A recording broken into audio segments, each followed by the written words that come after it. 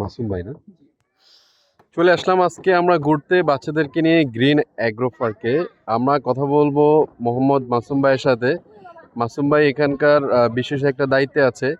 তার কাছ থেকে জানবো আসলে এই পার্কের আয়তন কতটুকু এবং এখানে কি কি ধরনের রাইডস আছে এবং হচ্ছে কখন থেকে কতক্ষণ সময় পর্যন্ত পার্কটা খোলা থাকে, এই বিষয়গুলো আমরা মাসুম ভাইয়ের কাছ থেকে জানবো। এটা আসলে মানে এই কিভাবে এটা আসলে চিন্তা ভাবনা আসে এটা তৈরি হওয়ার?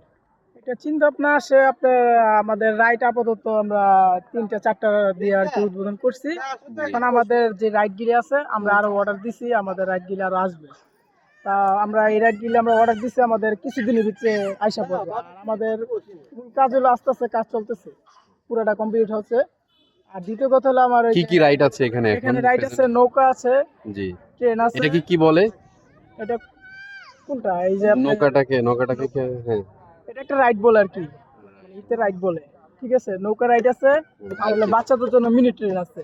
মিনি ট্রেন আছে আর বাচ্চাদের জন্য আছে আপনার জাম্পিং। আচ্ছা, এই যে আমরা দেখেন দর্শক আমরা দেখতে পাচ্ছি, ঠিক আছে, এখানে বাচ্চারা খুব আনন্দ করে জাম্প করতে পারবে, এইটুকু রাইড আছে।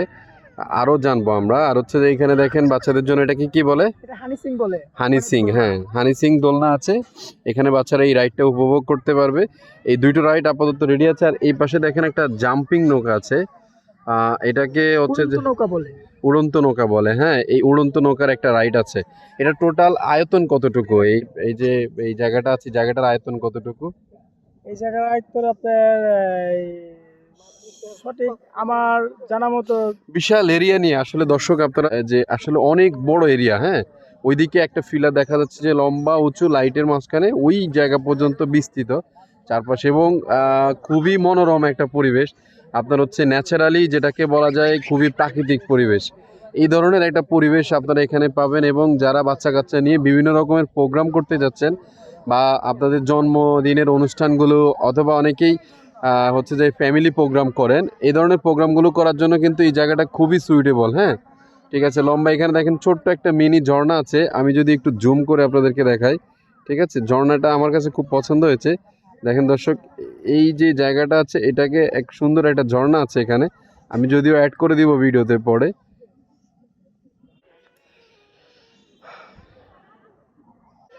আপাতত এই 3টে রাইড নিয়েই শুরু হচ্ছে এই পার্কটা। এখানে এছাড়াও আরও বিভিন্ন রকম প্রোগ্রাম আছে, চিন্তা ভাবনা আছে।